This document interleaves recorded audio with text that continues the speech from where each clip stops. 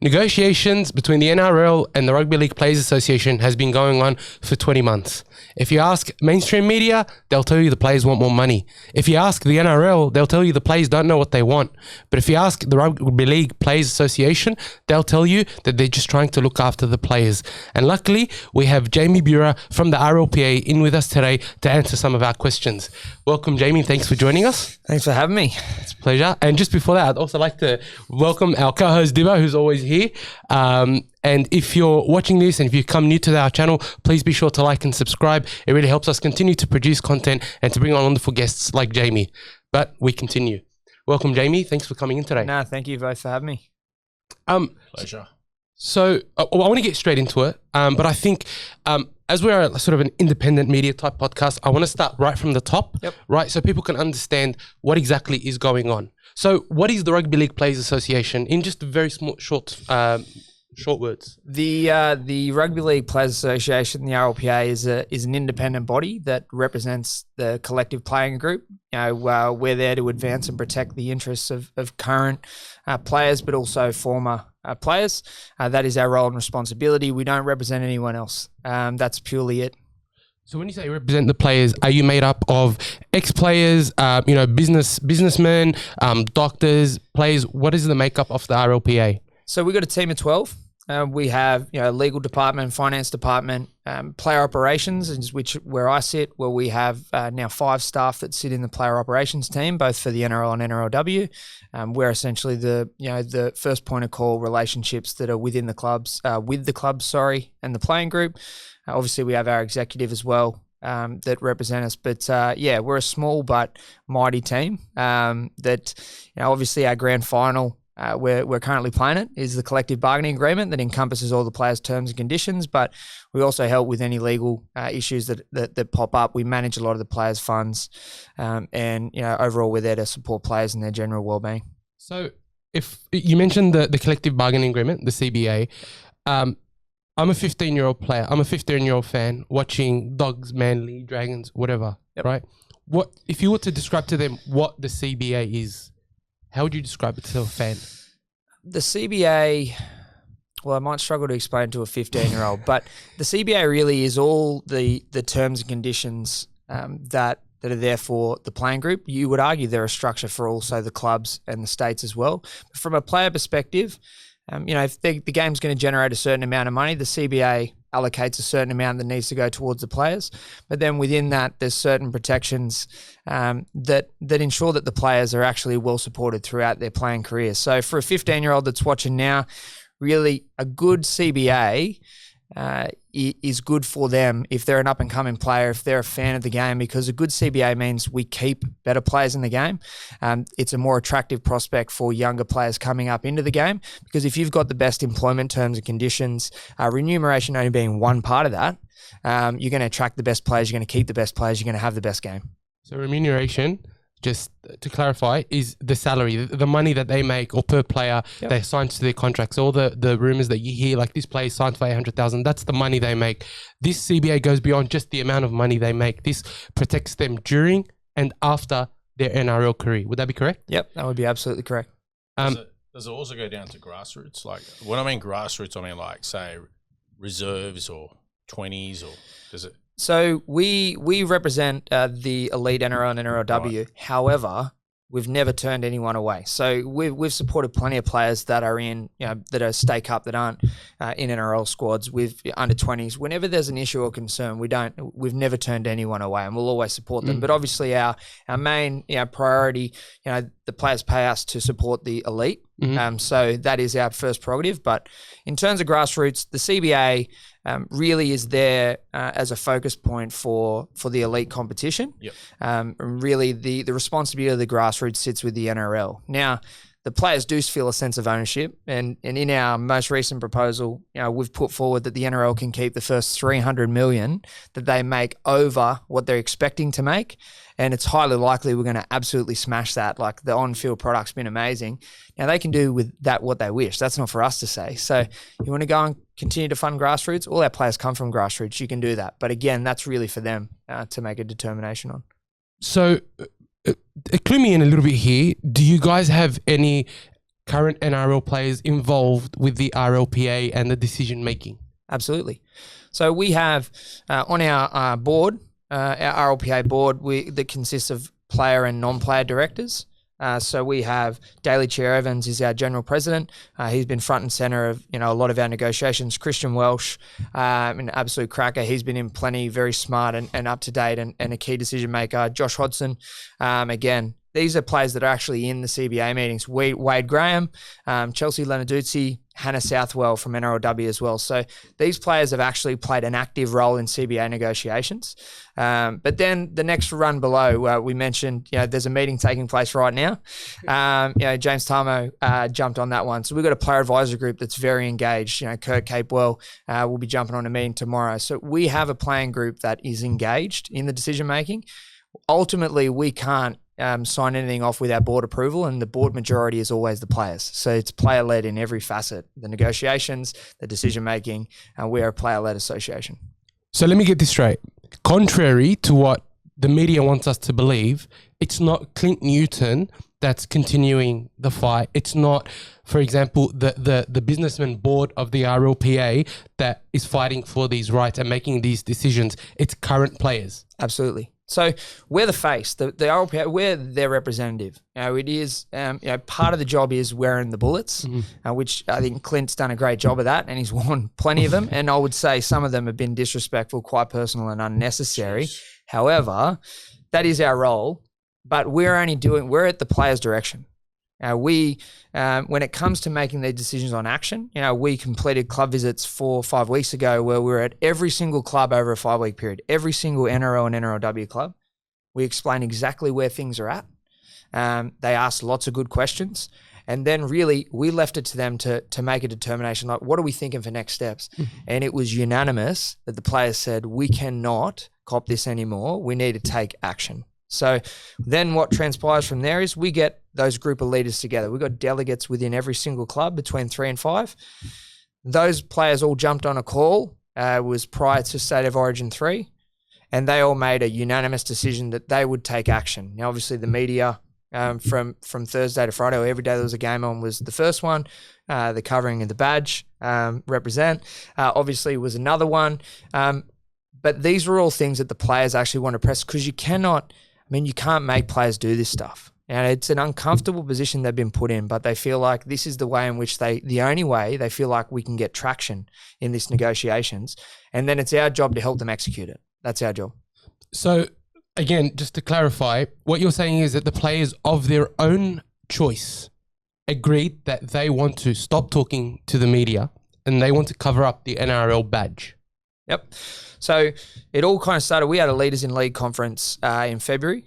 And, most of that was, we had Dan Carter there, which was fantastic. We had, a number of, fantastic speakers, but also people from other, leaders from other sports and associations. And it was a really good event.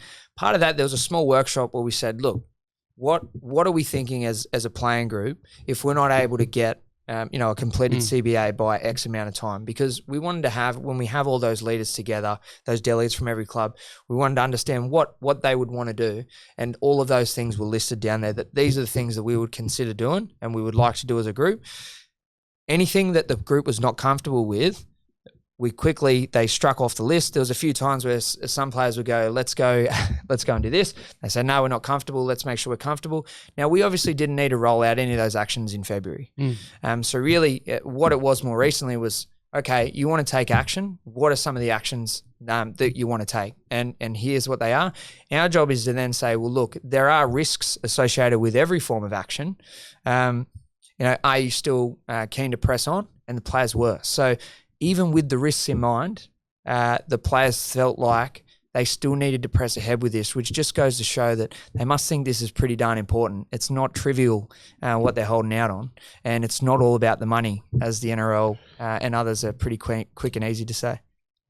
Just on that, I don't know if it was a rumor or it was true, but did the players put forward to you they might set out a whole round? Was that ever suggested? Or? It was, yeah. Not to this point a round of NRL, right. But the trials. Absolutely the trials. They were put forward that was an action that they were keen to take. And I'm going to be honest, back in February, while the media might be quick to say, "Oh, the players, the player association's driving it," our role a lot of the times is to try and pull them back a bit, because we've got to make sure that we understand any of the potential risks. So sometimes we're the ones saying, "All right, well, got to consider this, got to consider that." So absolutely, that was one of those things that was tossed up, particularly around those preseason tournaments that were organised. In terms of any of these rounds.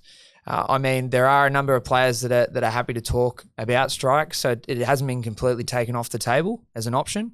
But again, that's a bridge that only the players could cross. Like only the players could make that call. We would never say this is what you need to do. Yeah.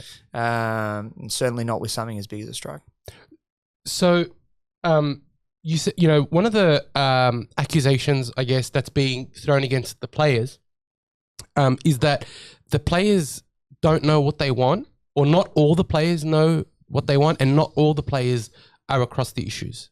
So, and I mean, to be honest, with any industry action, when you have people protesting, you're not expected to know every single detail of the contract, every single detail of the whole situation.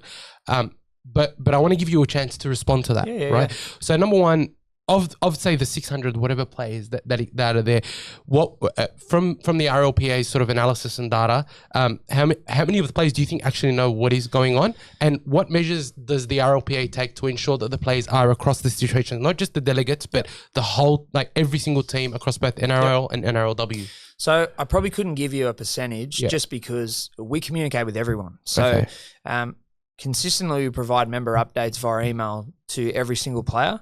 Now, we know not all players read emails, so we also communicate via WhatsApp. So there's links to the member update via WhatsApp, because we just want to make sure that we're hitting them as many times, so there's as many opportunities for them to be as informed as they want to be.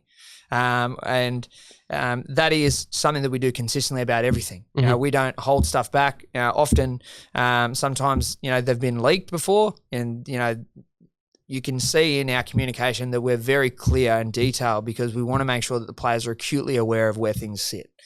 Now, in terms of how informed the players are, I mentioned our player board members. Obviously, they're across the detail. They're actually in the meetings. Our player advisory group in both the NRL and NRLW, they've sat in meetings. They know the detail. As I said, Jimmy was in a meeting today with the NRL. Then we have our delegates within each club. So, but as I said, between 3 and 5, they're going to understand the detail more than the rest of their team. Absolutely. Now, every single person in that team also has the same access to information, because we update everyone. They have the ability to ask questions of the delegates who frequently answer them questions. They have the ability to call me at any time, or Tom Simons, or Nita Maynard, or Lena Kakamo from NRLW, if they have any questions, and they do. Now, we also get out to clubs twice a year, and we explain to them exactly what's happening, and then we ask for their opinion on things to help them be informed. Now, are the players as informed as us, the RLPA? No, that'd be fair to say. Some of our players would be, some of our player board members would be, but they actually pay us to do this. That is our job. They're professional footballers.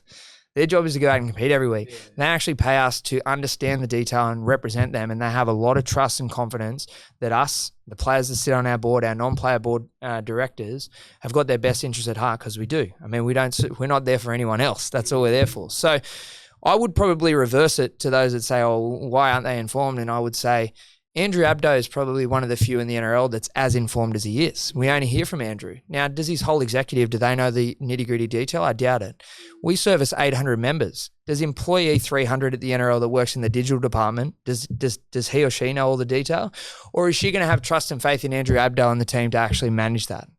Because that's the reality here. Yes, the players are informed and they understand. When it comes to action, you can't, as I said, you can't make them do it. They need to actually understand and be ready and prepared based off the information we give them.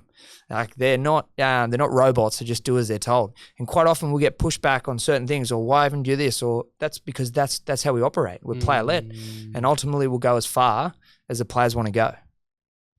That's a great response. I actually never really considered it in the opposite. And to be honest, then the way you phrase it as well makes me think, well, if the players did know, what's the point of the RLPA? Or if the players were able to run their own, I mean, what's the point of having a manager, a player manager, for example, if the players could do all of it themselves? Like that's why these frameworks exist, which, it's... Absolutely. You make a great point. Now, I I want to continue on that train of thought, right? Mainstream media, journalists will have you believe that the players just want more money. That isn't the case. No. But PVL, Peter V'landys mentioned in his interview with Danny Weidler that the players have an increase of 37.4% in their salaries and an increase to 9 weeks of annual leave. Can you explain? Hang on. Yeah, let him go. If it's not about money, or is it about money? Is it just about money?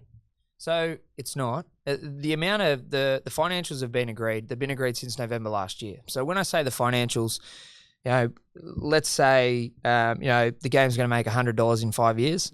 We've already agreed that $35 of that is going to go to the players. That's already done. Or 40. Let's say 37. If we're going to use 37% increase, that's already agreed. We're not arguing over more money. Like it's not. It's the terms and conditions in which the players operate under and within that. They're the sticking points.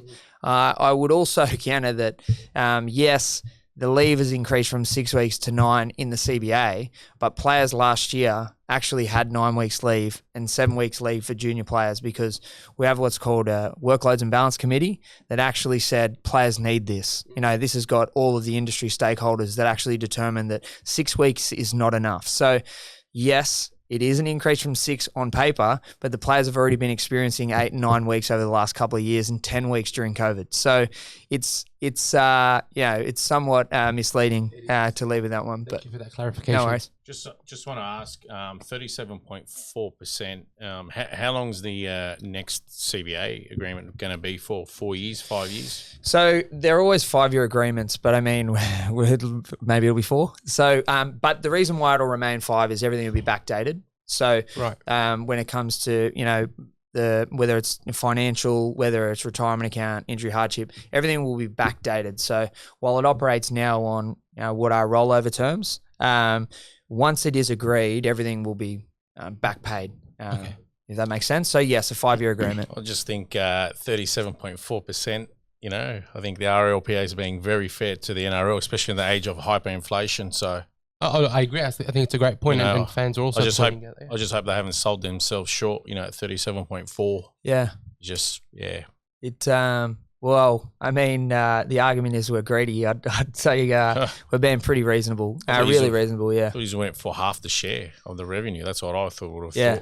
So I wanted to ask a little bit about auditing and financial reporting. So in this CBA, one of the sticking points is the NRL is looking to limit the RLPA's auditing and financial reporting capabilities. Are you able to talk to us a little bit about that? So as part of this deal, we are entering into a revenue share arrangement. Now, I mentioned before, part of that is, if the NRL expects to make a certain amount and they exceed those forecasts, the NRL can keep the first $300 million. That is the olive branch that the players put forward. Go and protect the future of the game, grassroots. We're not going to tell you how to spend it. Now, in the opposite, the NRL's put forward that if they lose $10 million in any one of them years, then the players need to share in the loss. Now, couple that with the fact that now they want to reduce the financial reporting, and our ability to audit. We're not incredibly trusting in that process. I mean, you can imagine any employment. If you're in a revenue share where money could get taken from you, then you want to know that absolutely you have that financial transparency. And from a governance standpoint for us, I think it would be irresponsible for us to enter an agreement like that without complete faith in the financial reporting and the transparency, the ability to audit, because from our perspective, there's been issues in the past where, we're not as trusting. Good faith, I think good faith is good sometimes, but it's better when it's written. And you can have trust and confidence that regardless of who's there in the chair at the NRL in the next couple of years, that you have the protection, of a written agreement. You're not relying on good faith. So again, as I said, it's very important in a revenue share that we have that financial transparency because the players expect it. They expect that from us. I think it's the due diligence as representing the players to be able to, if the players come and question the RLPA and say, okay, so this is the revenue share model, how do we know we're getting what we're owed, so to speak? Absolutely. And look, even if I had a business, say, operating I'm an electrician and I was revenue sharing with a partner, right? If I told him, yeah, you get 37%, but I'm not going to show you how much we're actually making, he's going to look at me and say, why? Just have faith in me. Yep. Look, I have faith in you and I trust you, but it's you know, that it's my right to be able to say, okay, it's a revenue share model. It's not like I'm getting a salary and it doesn't matter what else, you know, what you're making. There's a whole different ball game here where it's about due diligence. So Absolutely. Now, tell me a little bit about the NRLW. I think that this is one of those points that gets a little bit lost in this whole CBA. Yep. As I understand it, the NRLW doesn't have any terms and conditions or any CBA at the moment. Is that correct? So they don't have a CBA. What they do have is a term sheet. So a term sheet is not a CBA. So let me clarify. A term sheet is there are enough rules and structures around to ensure that a competition could go ahead. You know, within that is, you know, the salary cap, you know, and a number of those important insurances and whatnot that actually make them able to take the field. Unfortunately, they still don't have a CBA. Now, we are the only major sporting code in Australia that the women don't have a CBA.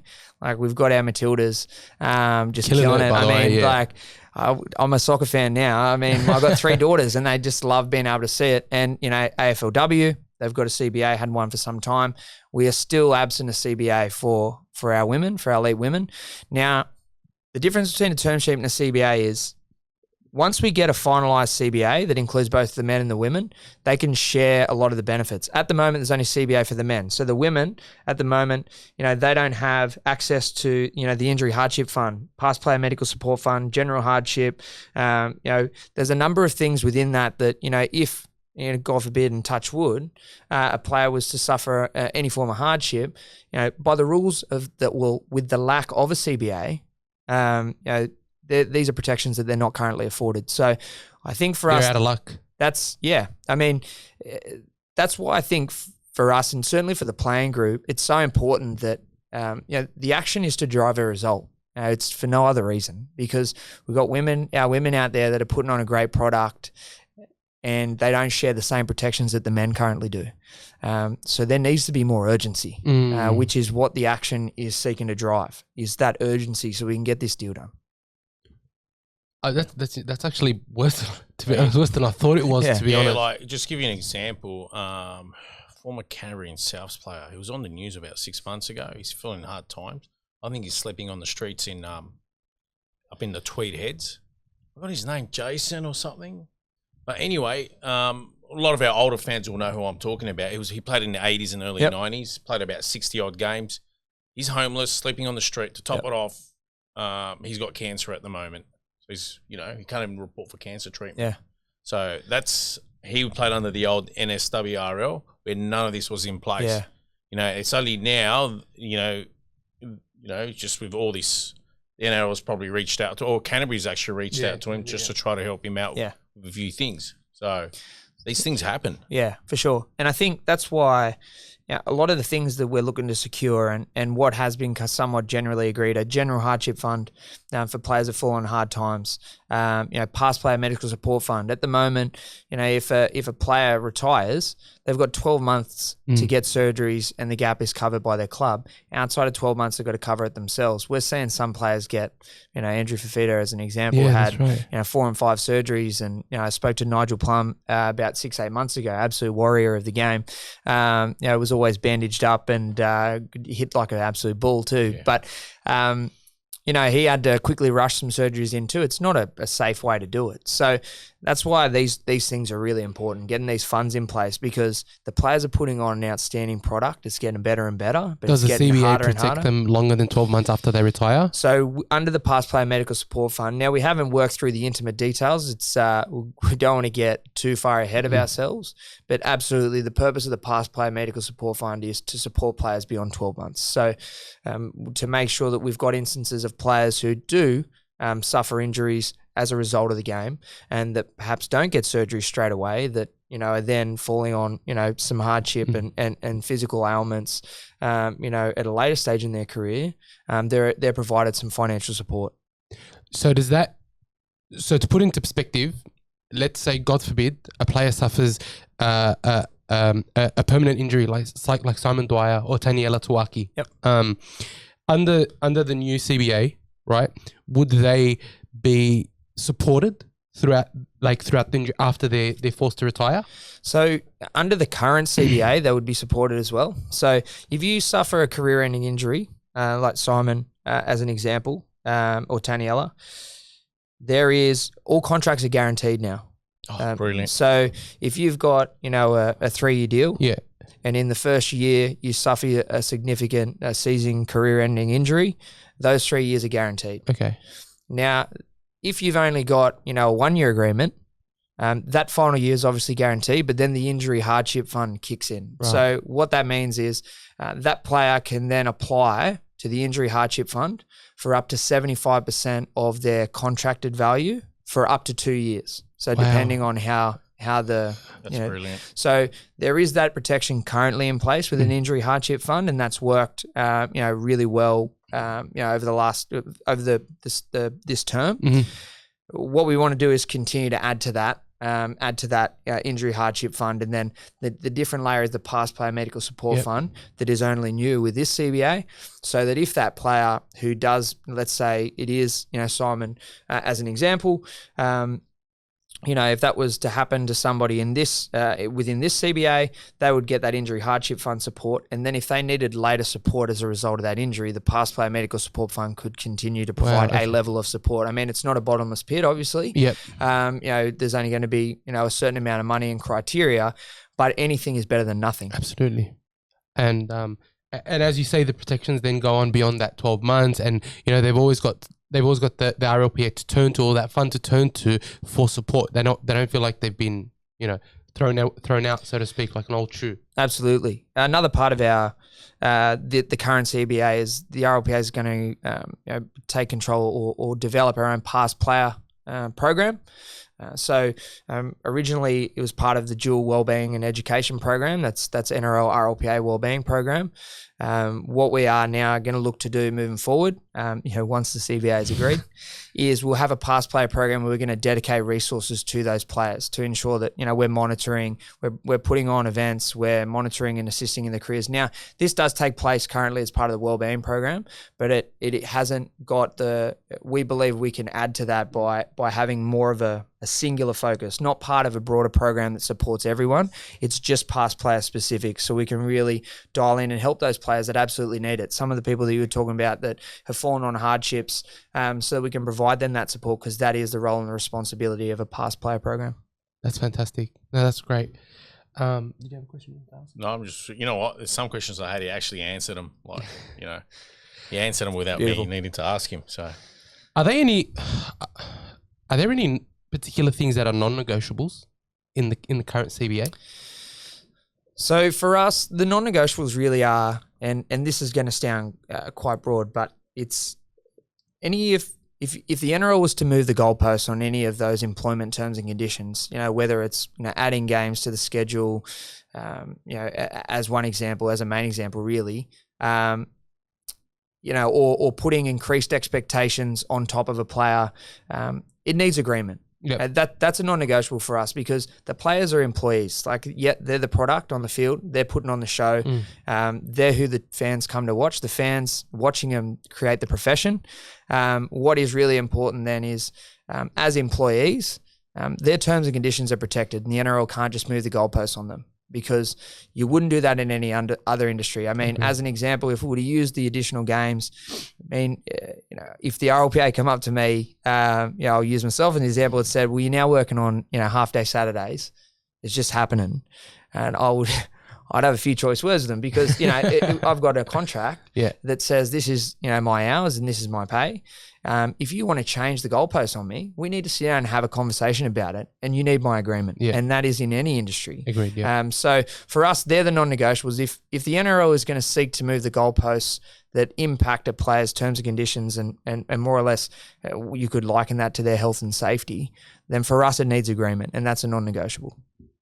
I mean, I think that should be a non-negotiable for anyone in any job, really, if you think about it. I think that's where sometimes it gets lost, because players, it's a sport, and because it's a sport, people forget that these are employees. Like, this is their profession. Yeah. These are players that are going out and put on the product. That's their job. Now they do love it, but that doesn't mean it's not their job still. So because of that, sometimes it's like, oh, they get paid enough, and the terms and conditions aren't as important because you're there to put the product on. I think that's where sometimes it can get lost, that they are employees. They are working in this industry, and this industry, while it's a sport, is an entertainment industry. That's right. So actually, it's a great segue that you mentioned. They make a lot of money. Like a lot of the stuff that, like a lot of the comments I've had on TikTok and Twitter and things like that is, okay, so they make a lot of money, right? Whereas a nurse who's more vital, or a teacher that's more vital to society, makes maybe 1/8 or 1/10 of what the top players are making. Why don't they just shut up and play footy? Yep. What would you say to that? So what I would say first is about 45% of our NRL players, they earn 150K or less. 45%. Around 45% earn 150K or less. So that's 400 players of the 800 use. Well, no, so that's NRL. So in right. the NRL players, I think we've got about, now you're testing me. Let's say 600. Let's say 550, 580, something like that. It's about 580, yeah. And testing my maths out. But roughly 45% of those earning under 150K. Now, the average is always touted as 400. But, if you take out those that are on the top, it sinks. Now, that's not to sit here and say that 150K is not a good decent wicket. money, yeah. But they are generating a lot of money. Exactly. This sport, everyone wants to watch it. And let's not forget, they are the top percentage of athletes. Everybody wants to be, that plays in the sport wants to play in the NRL, Yeah, right? that's right. So, but not everyone makes it. So this is the top percentage of players.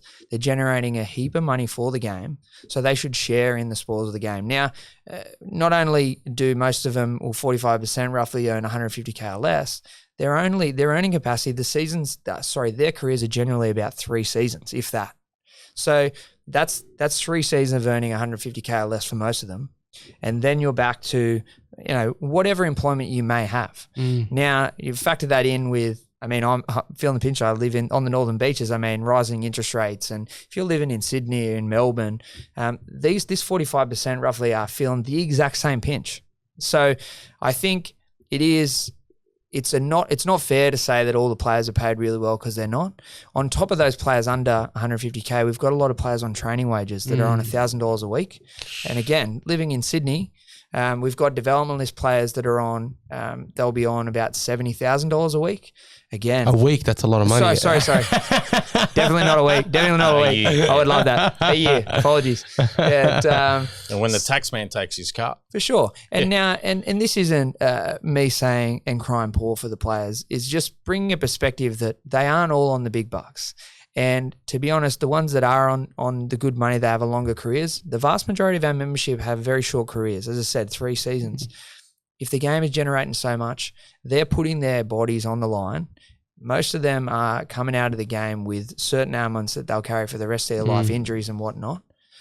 They're taking on a significant risk to put on a great show that we love that generates a lot of money. So if you ask me, those the 45% that are on under 150K, they deserve more, if you ask me. You did touch on something, and I want to sort of double click on that for a minute. It's about the representation, right? So as you say, there's quite a large number of Pacifica players in the NRL, and there are a large number of Indigenous players in the NRL. What kind of things does the RLPA do when it comes to representation for these groups of players, first and foremost? And then secondly, when things happen, like when Latrell, for example, was racially abused and other players are racially abused, and this happens so often, it's sad to see. But what does the RLPA, firstly, what is the representation like for these types of players in the RLPA? And then also, what does the RLPA do when there is incidents of racism? So in terms of racism, the one thing I will say is the NRL is very proactive in getting front foot to deal with racism. So Latrell, he's a RLPA delegate, Latrell. We'll reach out to Latrell, ensure that he is well supported. And again, as I said, we might be at semi-war on a lot of things, but the NRL, when it comes to racism, are very front foot in ensuring that they get to the bottom and support the players. And our role in that is just to ensure proper process, to ensure the players are well supported. Obviously, they've got their clubs too, like Souths, are all over it. Obviously, they've got they invest a lot, and they've got, a big Indigenous population within their fans. So they're always fantastic. So when these things take place, the NRL is very proactive. We reach out to the players as well to make sure that they're well supported. But really the governing body there, with the resources, integrity and whatnot, it's a role that they can play and they do play well. In terms of the RLPA and representation, in my role as a player operations manager, I am continually looking to ensure that our delegate group is representative of the playing group. Now, it is always a focus of ours to ensure that is the case, at every club. I mean, we've got, Fox is a delegate at the Dogs. Wade Graham sits on our board. We had C.S. Oliolo was on our board prior to his retirement. We've got Tinarel Arona, who actually was a former player. Cronulla. I believe maybe Rooster just before that, but he had a long career in the UK. He's come back. He's recently joined the RLPA. So he's part of the player operations. We've got Nita Manyard, who plays in the NRLW with the Knights. She's in our player operations. We've got, Pacifica and Indigenous delegates, Gina Barlaw. We've got Felice Gafusi is on our player advisory group as well. So now, that's not to say that we can't continue to add and develop that, because we're seeing our Pacifica players, I mean, it's just continuing to grow. They're absolutely braining it. And that's what we've got to continue to do and evolve. And it's every industry. We could say the same for the NRL. And this is not a criticism of the NRL, by the way. But I think in clubs and in the NRL, I think we need to be more proactive as a game in continuing to provide opportunities for these athletes, because I think we need to continue to be a representation of the playing group. And that's something that needs to change, and it is slowly changing. But I think it needs to continually be a focus of every organisation that's involved in the game. No, 100%. Well put. Well put. Keeps answering my question. I mean, that's great. That's if you go to my pointers, you realise, tick, tick, tick. You mentioned about you were mentioning earlier about players after NRL, after when they retire. I'm sure there's the whole thing about the past player welfare fund and things like that. Does the RLPA have any involvement in preparing players for life after footy?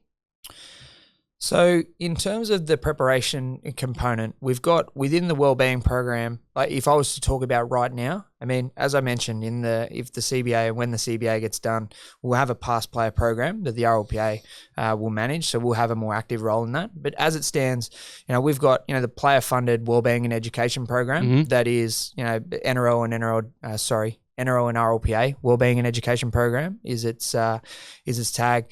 Within that is a transition program.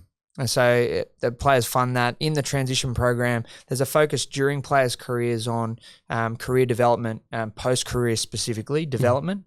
The RLPA provides education grants for all players. At the moment, it's $4,000 for each player to utilise for education purposes. And within that, there's also wellbeing and education managers that sit within clubs that via the players' share revenue are funded by the players. So their role within clubs is to, it isn't just funded by the players. I should point out the clubs also invest because they've got multiple wellbeing managers within the clubs. And their role is to ensure that the wellbeing of the players, but also their career, post rugby league career is on track, so that when they do transition, they're in a good place to do so. Now, as it currently stands, there are some supports outside of that as well, where there's check-ins. But as I mentioned before, I think in our view, I think it's doing a great job with the resources that have been afforded to it, and it is supporting a lot of players. But we think it needs a more of a significant focus and its own program, where it's a singular focus on past players and ensuring that their transitions as smooth as possible. Just one other thing I want to point out with the CBA. So with the new CBA, has the NRL indicated to you guys there'll be no 18th team in the current? No, they haven't. No. All right. Has anyone raised, I don't know if it's worth raising, but has anyone raised, if an 18th team was to come in, how would that impact the payments of the players? Are they then now dividing that 37.4% with an 8-team side? Does a chunk? Well, obviously, they have to speak to their broadcasters, I presume, and then get more revenue. Yeah, it would be absolutely any new team would come with additional broadcast revenue. Yep. Just because of the additional team, additional fixtures and whatnot, which would involve a recalculation. So absolutely there would be, as a result of that broadcast, our expectation, and certainly part of the discussion has been that, that needs to be shared. It can't just be an additional team on the same revenue. Yep. And there seems to be general agreement to that.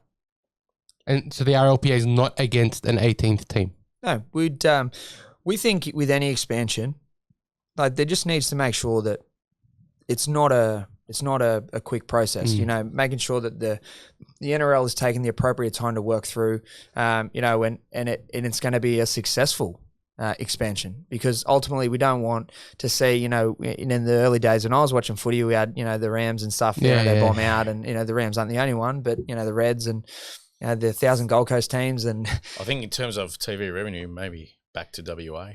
The time zone. Yeah, what's your opinion on that? Well, they got the whole time zone for Asia and even Africa. Yeah, it's I don't have a strong opinion, and it's very fence sitter of me, but I think there's a lot of good options there, and that's what excites me. So I suppose from a RLPA perspective, we're not against expansion. It's just important that the NRL does their due diligence, which I'm sure they will as part of their governance, and ensuring that it's actually worth it. It's generating that revenue, it's generating additional fans and eyeballs, because that really is the purpose of expansion. So certainly not against the idea of expansion, just ensuring it's a proper process, which I'm sure it would be. Mainstream media, when talking about the CBA, has been less than kind, not only, I guess, to Clint Newton and the RLPA, but to the players themselves, right? And you have ex-players who were part of developing the first ever CBA in the NRL, sort of questioning the intentions of the RLPA. Now, I mean, I don't know what thoughts you can give me on that, but how has the RLPA viewed that, and why has mainstream media taken such opposition to the RLPA and the players? It's been disappointing. I think the most disappointing thing has been the lack of balance in the arguments, and particularly mainstream media. And we've done our best to educate a lot of people in the mainstream media and some of our main detractors. And realistically, they don't want to hear it. And that's the truth, because it doesn't suit the narrative that they're keen to push. So I think for us, it's been wherever we can, we try and bring our perspective and the players' perspective and what we believe is the truth, wherever we can. And that's why we take these opportunities, to speak with, fans of the game that kind of want to come to someone that they can trust and hear, in this type of environment where, no BS, like there's no other agenda. So it's been a lesson for us. I will say it's been really, particularly seeing the attacks that Clint's had on him, and particularly personal ones, has been, I think incredibly disrespectful. And I would argue there's been a fair bit of gutter journalism. Absolutely, without a doubt. And I think there's some people in the media that probably need to have a good look in the mirror. That's for sure. Those guys in the media, look, they basically got an agenda, so they will write against you guys, they'll write against the players, and at the same time they'll also speak up against Peter V'landys. Yeah. Just they're never for anyone. They're just for their own agenda. Well, it's News Corp, and Fox, and it's they're one of the same umbrella. It's all one and the same. So same guys. They take offense, but I think it's very questionable. I think what this has shown, and particularly a lot of rugby league fans, is there's been a close-up look, it's some of those in the media that are genuine, that do provide the balanced reporting, and it's probably driven them more to podcasts and non-mainstream media channels to get, more of a balanced view, because, there's not, I can't imagine there's a heap that are tuning in to some of the shows at the moment and sitting there going, geez, they got this spot on. I mean, I don't know. Yeah. Well, I mean, most people, are off these mainstream media rugby league shows because it's either toxic or they're rumor mongering or they're attacking people personally, and it's happened again and again and again. And it's not just with the RLPA, right? So you look at like the Tigers, for example. The Tigers are doing it tough. There's no denying they're doing it tough, on track to win a second spoon. But you find that instead of giving the Tigers an opportunity to have a say on what's happening, bringing them on, asking them genuine questions, what the situation is, giving them a chance to rebuild. It's promote like, themselves. yeah, it's constant attack on the same team, and sometimes even the same player week after week after week, again and again. And you got to think, number one, you guys talk up and down, mental health. We worry, are you okay? But you guys are sitting there like destroying this player week after week after week. Yeah, you have the audacity to come around and say, hey, are you okay? Yep. Right. And then with teams like the Doggies and, like one journalist, I won't mention who, Buzz Rothfield, he's absolutely on a tear following Gus everywhere he goes, trying to, make up stories where none exist. And you just think to yourself, like, if Gus wasn't such a seasoned veteran, you think that there's something a little bit more, it'd be tough to put up with as someone in rugby league. Yeah. Right. I'm not saying Gus is innocent. I'm not here to defend him. He doesn't need anyone to defend him. But it's just like, what kind of journalism do we have to sit through as NRL fans? And I'm sure you're a fan at the moment. Yeah, for sure. It's probably, I would add to that and say that, we all, like, the players are putting on the product. The fans, they make it a profession. And myself included now, we benefit from the on-field product. In the RLPA, as their representative, they pay us to do a job. Without them playing, I wouldn't have a job right now. And I think those in the media, particularly rugby league media, yes, you need to give a balanced account. And no player is saying that you can't call them out for a bad performance. No one is saying that. And you need to have a thick skin in rugby league. But I agree. Some of the shows, some of the targeted stuff on players, it makes me just wonder, do they realise that these are the same players that help them earn a wage? Now again, let me just clarify, players are not immune to criticism and they're allowed to be criticised for performance, but some of the driven agenda stuff is just like, it's clickbait and it's gutter journalism. And the truth of it is, I think sometimes you've got to realise that we all benefit from the game. Like, we don't need to cruel the game. Why are we trying to tear it down? I can't. I don't see this in all other sports. It's almost like rugby league. It does happen to a degree in some sports, but I feel like rugby league, particularly media, cannibalizes more than most sports. I've actually noticed that myself. And like here, we talk about like the Doggies haven't performed that great. And there have been certain plays that we've spoken about maybe once or twice or three times as having a poor performance, right?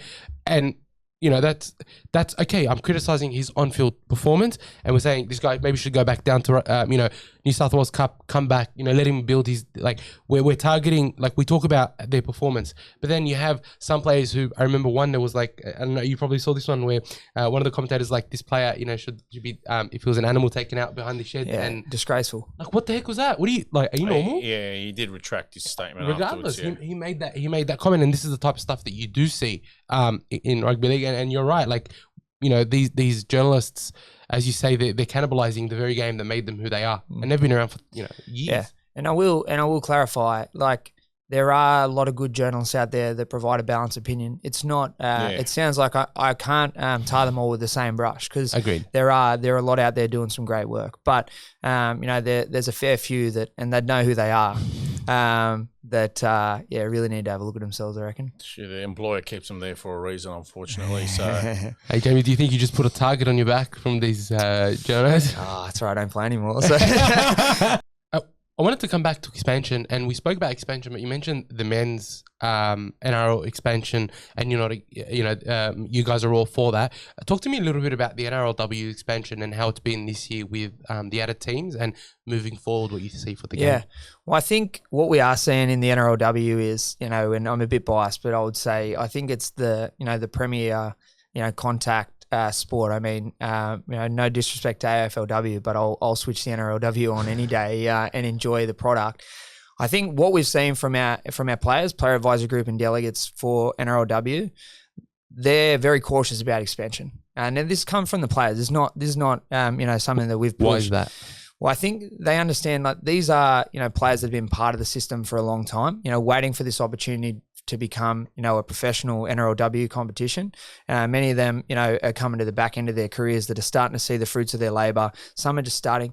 They're very understanding of the fact that you need a good pathway. If the game was to expand too quickly, and I think it's fair to say AFLW likely made that mistake of expanding too quickly, you really thin out the talent. Now, this is not me putting this forward. This is our players who are incredibly involved in this, very passionate about the women's game and the growth of the NRLW, that they're always quite cautious in, when they're in meetings with the NRL and say, look, if you're going to expand, you make sure that you do it, you do it responsibly, because, you don't want to expand too quick, while we're still trying to develop and promote pathways of a lot of these clubs, because at the end of the day, we want a fantastic on-field product. And I think at the moment, we're seeing that. We're seeing a quality on-field product.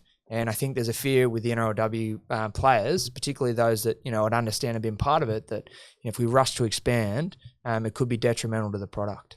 Do we have, just on that, do we have stats on how many women play the game in Australia, basically at junior level, like say from A grade down?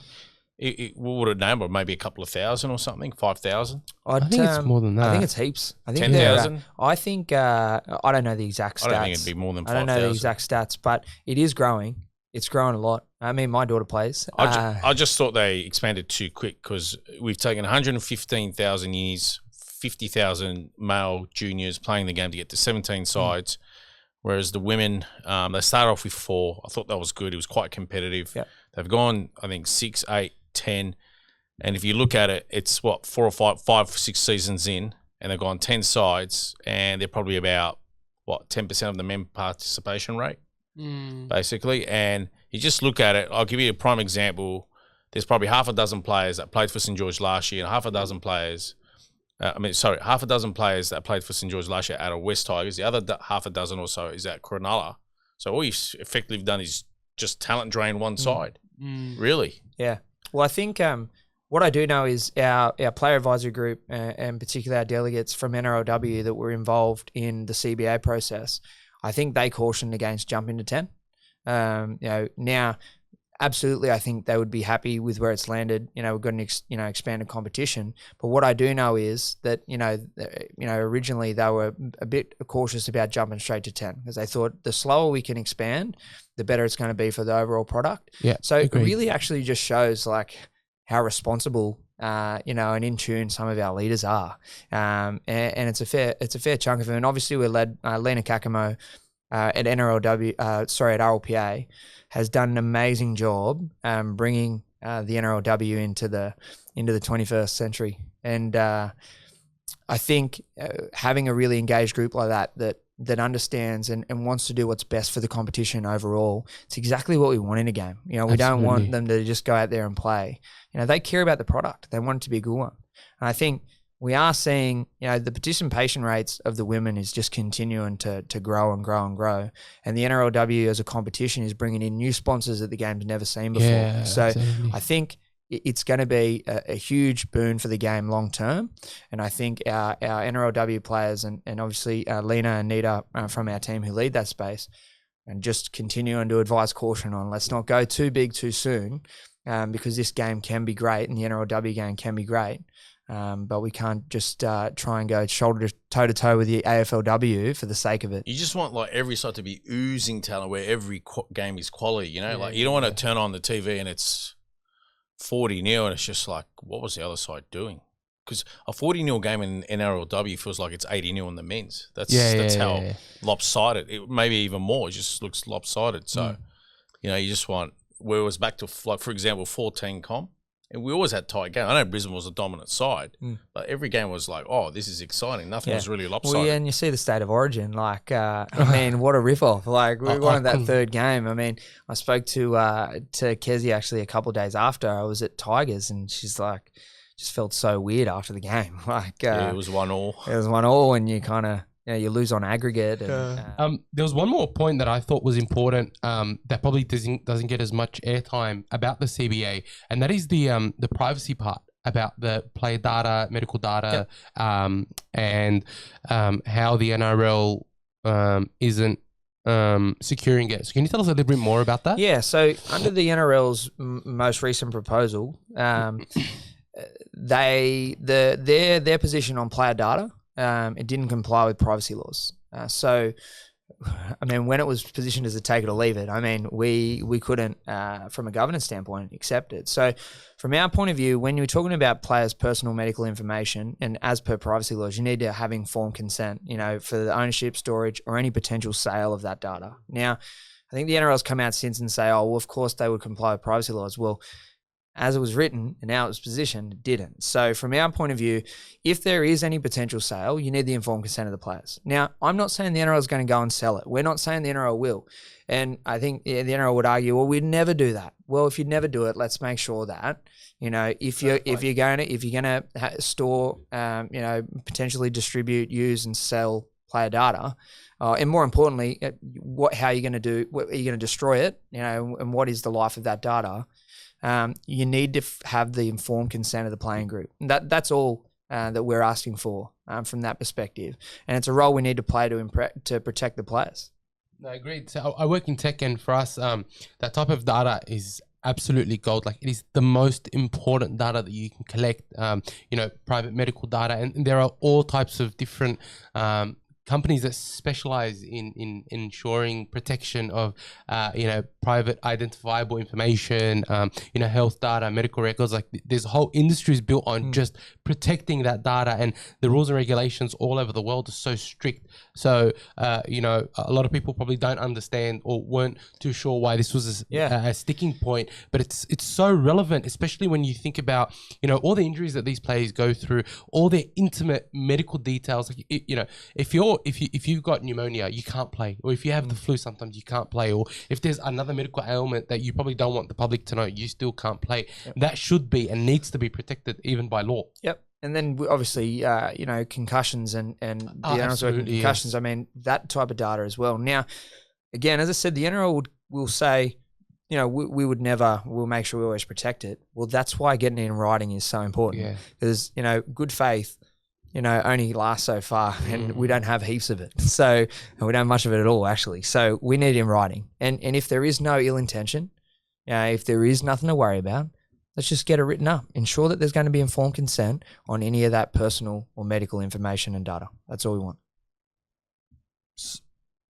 Let's get it written down. Let's get it done, essentially. Okay, so I'm going to ask you a couple of more questions, because I know we've probably done your head in by now. No, that's fine. So, firstly, what's an industrial relations mediator?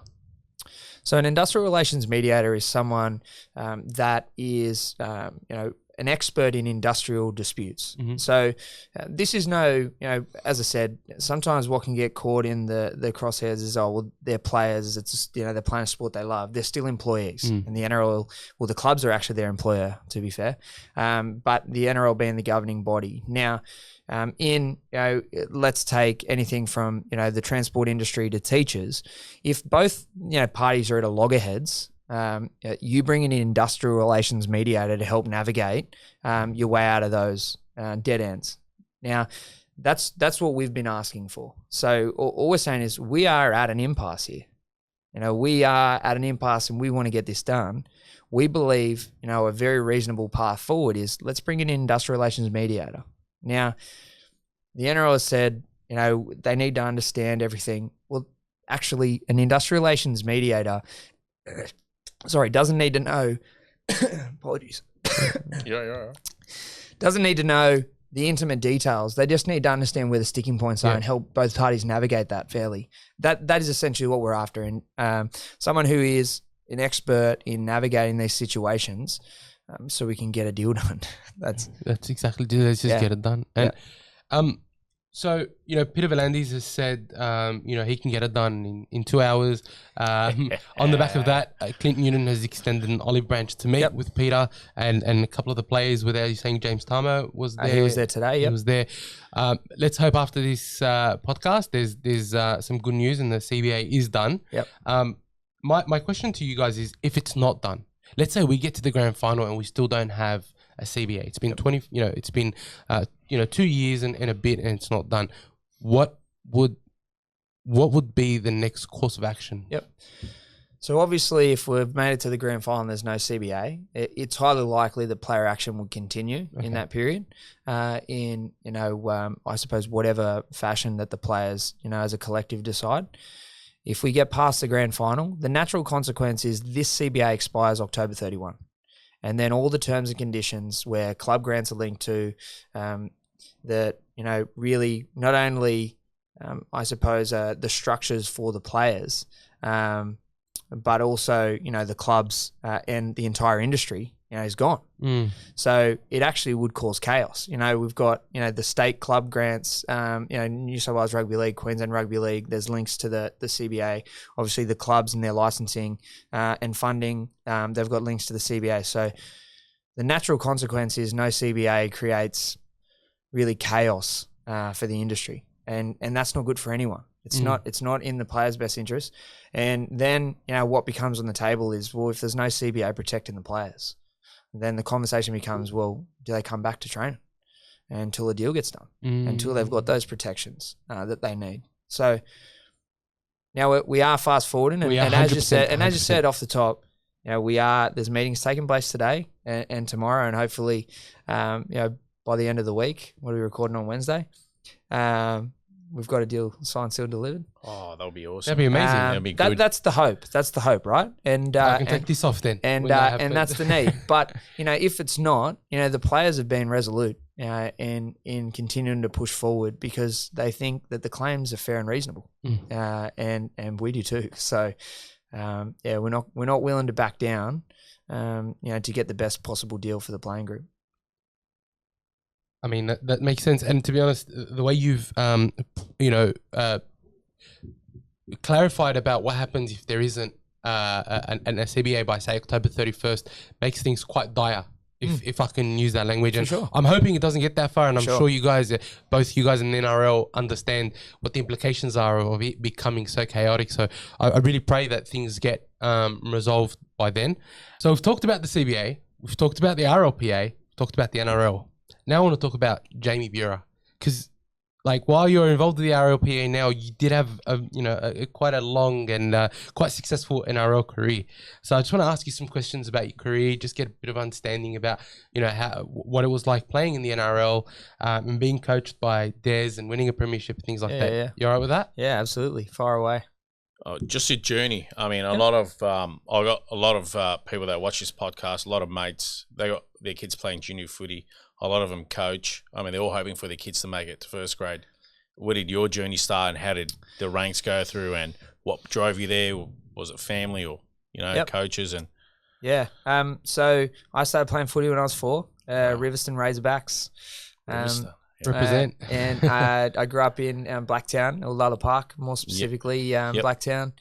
And I was at a number of clubs. So I went to Rivo, Kellyville Bush Rangers, Lulla Park, Cougars, St. Pat's. Is that all Penrith comp? There's a couple of Penrith and a couple of Paracomps. So, and then I ended up going to the Hills District Bulls Parramatta comp in under 13s, where I ended up staying in the Parramatta comp.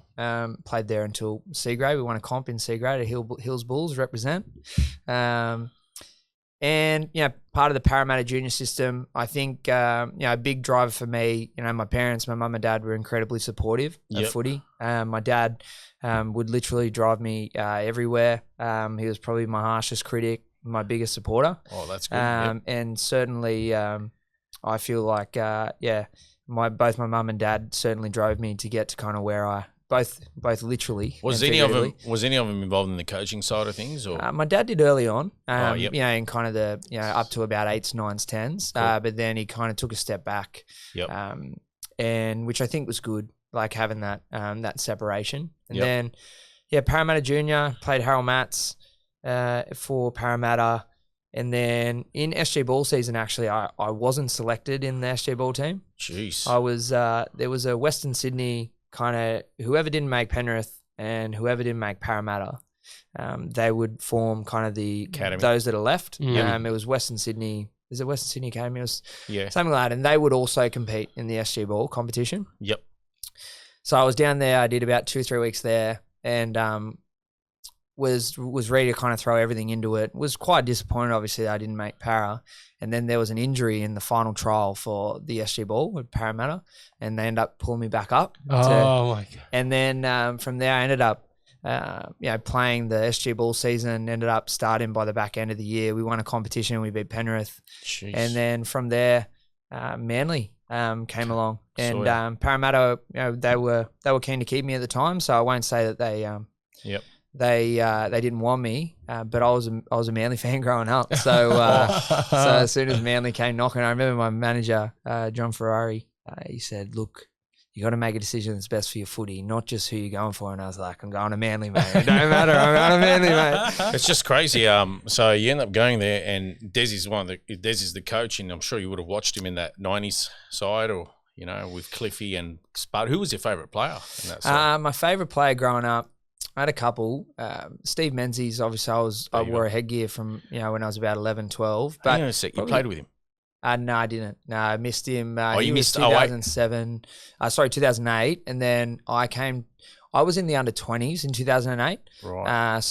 I wasn't training. I wasn't big enough. I wasn't ready to train with the first grade boys at that point.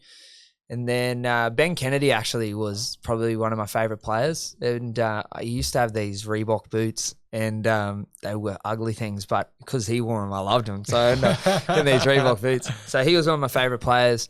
Tubes, just because he played above his weight. And then obviously, towards the when I was 15, 16, 17, 18, and then got to Manly, like Anthony Watmow, Glenn Stewart.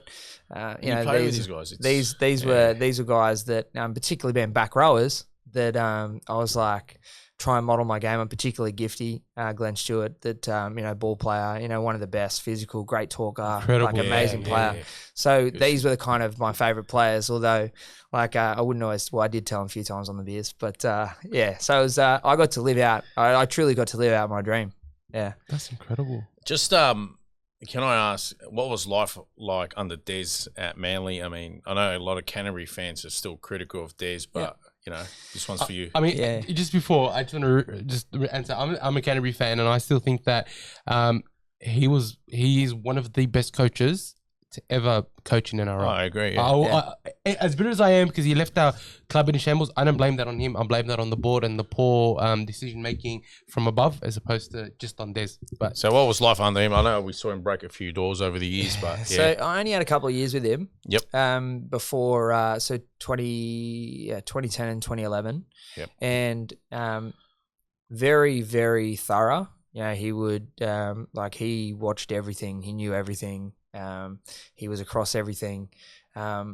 He had a good, very serious, but also had a funny side. I think he could read the room really well. Certainly in my experience with him, he understood, when the boys need a rev up, and he never missed you if you made a mistake and you needed and you had to own it. He never missed you. It didn't matter who you were. But also, if there was kind of a bit of a down energy or a bit of tension, he always knew how to kind of break it or kind of change the mood.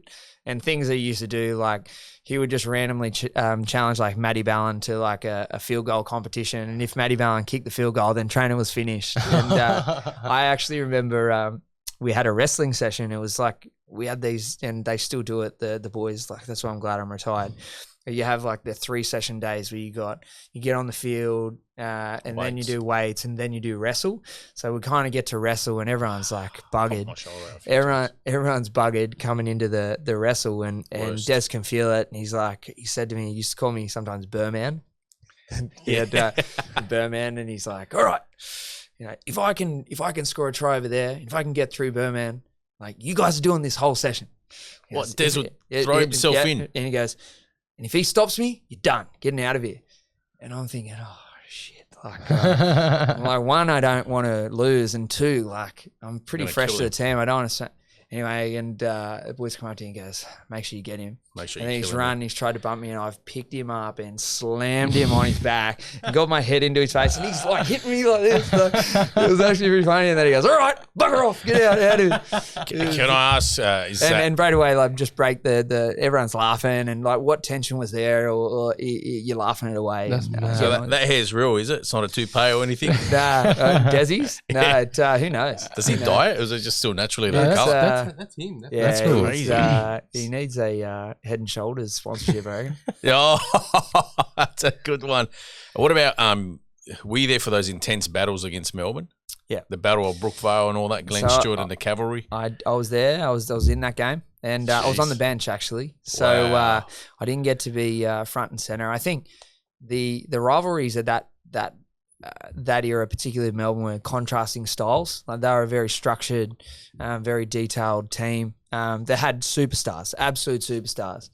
I think some of the best ever. And we were, like, by our own admission, and I will say, like, we had superstars too, and like we had like some of the best. I was very privileged to be part of those teams, and but we were very much like, we train hard, we play hard, and then we go and make sure we enjoy ourselves on the weekend. And football is about having fun, and actually that's how we expressed when we played, and very physical. When we had a forward pack, obviously, Jason King and Brent Kite used to lead with Chalk and Gift, and very physical. Steve Maddai, I mean, shouldn't be able to forget him. Like, Skivvy, absolute beast, like, very intimidating.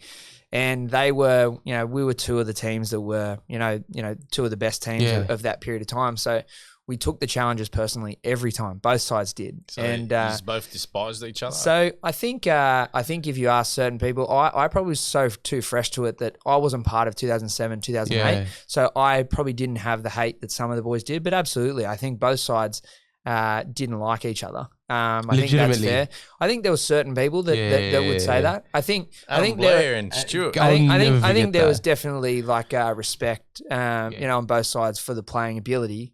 But I think the way that we approached them games at that point in time was, make sure that we're not, being too respectful. We want to make sure that we are, putting pressure and getting in their face and making life hard. So every time we played at Brookvale, it didn't matter who we were playing. It was like, you don't take a backward step. So the Battle of Brookie kind of, it was, really a great an example of that, where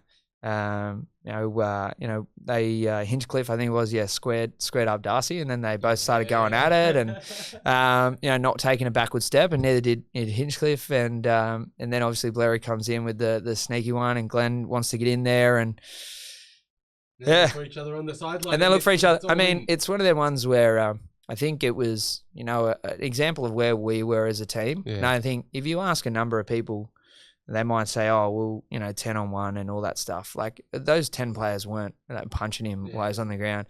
I think what it actually showed was, like, we were always, like, thinking about, getting there and making sure that we were supporting each other as a team. Regardless, he still wanted to win that fight, and I'm sure Des would have wanted to as well. Well, I remember being on the sideline and watching us just going, well, I don't need to jump on here. We've got, Get in trouble, got 1,000 people in this one anyway. But did Des used to stoke that? I think every good coach stokes the fire of any type of rivalry, and I think I can't speak for Melbourne, but I'd imagine during those times it was something that they talked about a lot. And absolutely, I think every type of rivalry, I think it's important that you try and continue to bring emotion, without being reckless. I think if you can tie an emotion to a game of football, I mean, it's some of the best. It's the best juice you can get, really. And like the Battle of Brookvale is like one of those. It's almost like an 80s rugby league incident that happened in the 2000s. Like that's the type of law and almost reverence rugby league players have, even if you don't support Manly or Melbourne. Like, I'm a Doggy supporter, but I look back on that and say, I wish, as a footy player, that my team and the Parramatta Eels have a biff like that. Yeah. Because I like you want to see it go back to that, I don't hate any of the Parramatta players, but I hate the team. Like, as a Doggy supporter, they've put it on us twice this year, and many times over the past few years when we've been crapping. I just get in there and do something. You know what I mean? Like, throw a punch, get the team revved up, and you want to see that. Like, I'd love to see that come back in rugby. Like someone go on the side, just them days are done. They're not coming back. Man. I mean, for better or worse, I guess. For better or worse. I just want to ask, like, final question. Grand final week, grand final day, and you know, just the euphoria of winning a premiership? What's it like? Because It was probably the best week of my life. I think immediately, in the lead up to, I got about 13, 14 minutes. I come on for Steve Maddai, who busted his eye. So there was a level of frustration during the game. They didn't get more time. And then as soon as that whistle went, I was like, I just won a competition. I just won an NRL competition. It was my second year playing for the club that I supported when I was growing up, playing with people that I idolised. My best mate, Daly Cher Evans was there, playing halfback, and Kieran Foran, who were good mates, and Darcy Lussick was part of it, and Will Hopewadi, and all these players that I had to come through with and develop with, and it was just this is amazing. And then my family were there, got my brothers and my family on the field, and it was just an incredibly surreal experience just to be part of, because the dream is to play one NRL game. It's always the dream. Anyone who's played will say it. Once you play one NRL game, you feel you've made it. Oh, yeah. So then to be able to win a comp, particularly early in my career with a team I loved, I was blessed. So the week after, oh my God, it was so good, because it's everyone just wants a piece of you, and in a really respectful way, and whatever you want, come here.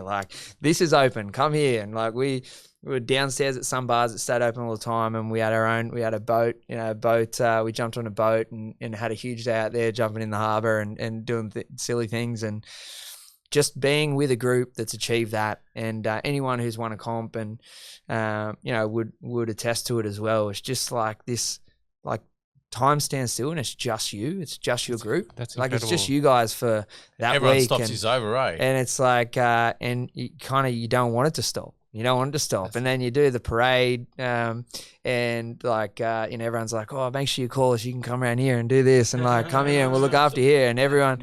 And it's it was an incredible experience, and one that I look back on not only fondly, but I feel very privileged to have been able to achieve it.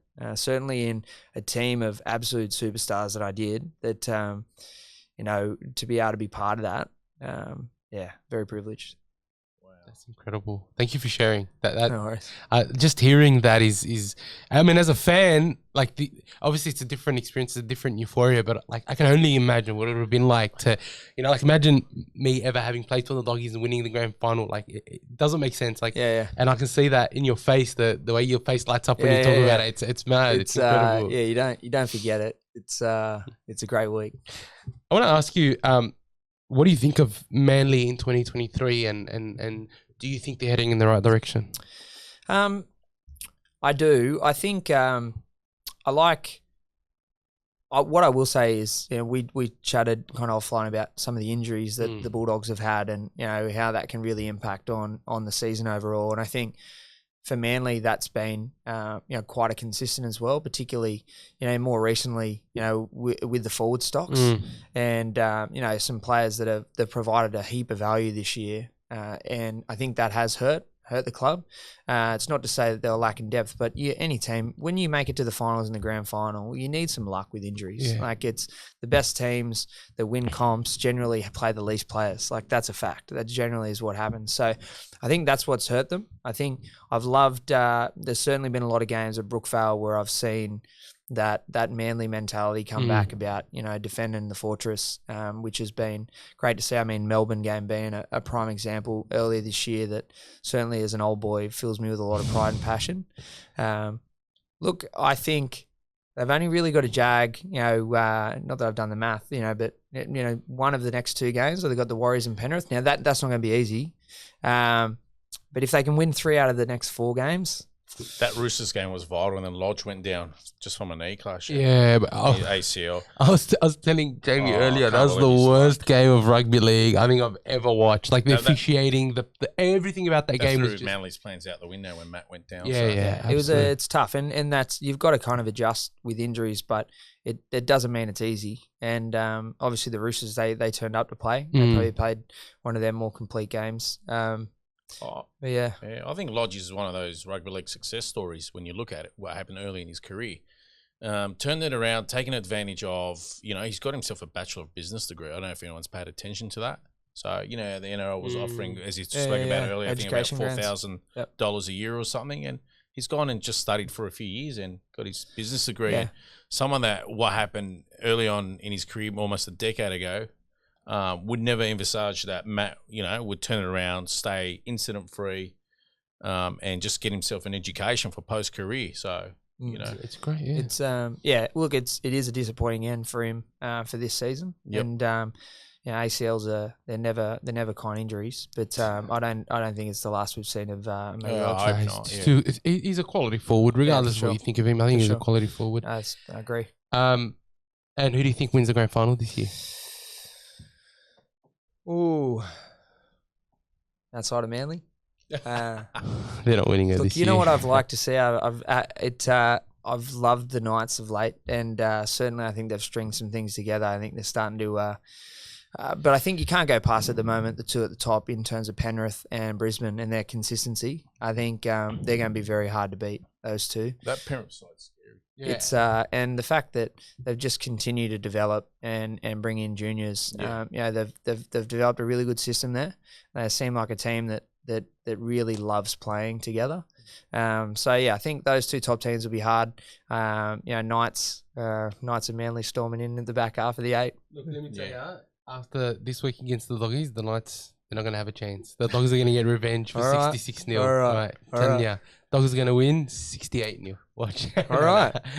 Hey, we'll put that and make sure we record that and get back on. I already told him on Monday Knights would prevail 40-18, but there's no way the Knights are going to win. We're starting to get some of the cattle back, the Bulldogs. Yeah. And absolutely kind of recruited well. So I'm sure they're going to be really keen to finish the year off well. Yeah, absolutely. Well, with that, I think we've probably gotten to the end of the podcast. It's been an absolutely lovely discussion with you on all things rugby league, CBA, NRL. Really appreciate you coming and giving us your time this evening. Is there any last comments that you would like to make, or? No, I'm good. It's love what you're doing. Direct to the fan. I think that's where a lot of people are, and certainly fans are gravitating towards now. Is podcasts and kind of fan engagements that they can trust. So keep doing what you're doing. I appreciate that. Thank you. Thank you if you've made it to the deep end. We really want to thank you if you've come this far. Please be sure to like and subscribe. And if you know anyone that's wanting to know what's happening with the NRL and the CBA, share this video with them for all the information. And best of luck to whoever you support. Have a great week.